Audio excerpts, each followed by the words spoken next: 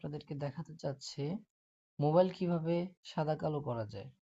আসলে ব্যক্তিগতভাবে আমি আমার বাচ্চাকে যদি এরকম কালার ডিসপ্লে দিই তাহলে তারা মোবাইলের প্রতি আকর্ষণ হয়।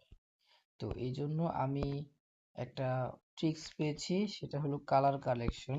তো আমি আমার এই যে এখানে সেটিং এ যাওয়ার পরে যে সার্চ বাটনটা আছে, এখানে কালার লেখার পরে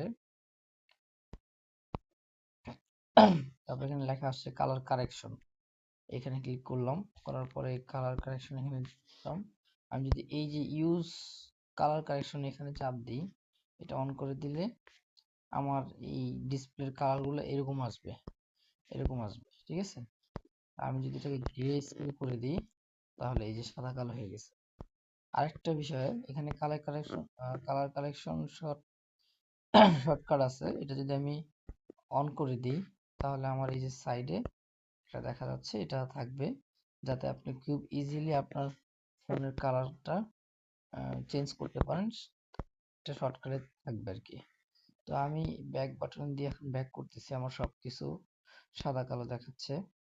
তো আবার দেখেন, আমি যদি এটাকে এক চান্সে ফিরিয়ে নিয়ে আসতে চাই তাহলে এখানে জাস্ট টাচ করলে আমার আবার আগের মতো কালার হয়ে যাচ্ছে। আবার এখানে টাচ করলে দেখেন আবার ব্ল্যাক এন্ড হোয়াইট হয়ে যাচ্ছে। তো এই জিনিসটা আবার যখন পুনরায় আপনি এখান থেকে রিমুভ করতে যাবেন, তখন ঠিক একইভাবে এখানে ট্যাপ করে ধরলে সেটিং এ গিয়ে আবার ঠিক একইভাবে কালার কালেকশন এই অপশনটা পেয়ে যাবেন। এখান থেকে যে কালার কালেকশন প্রথমে এটাকে অন করে দিবেন, অফ করে দিবেন। অন অফ যেটা প্রয়োজন হয় সেটা করে দিবেন। আর এখান থেকে গ্রে স্কেলে রেড গ্রিন এই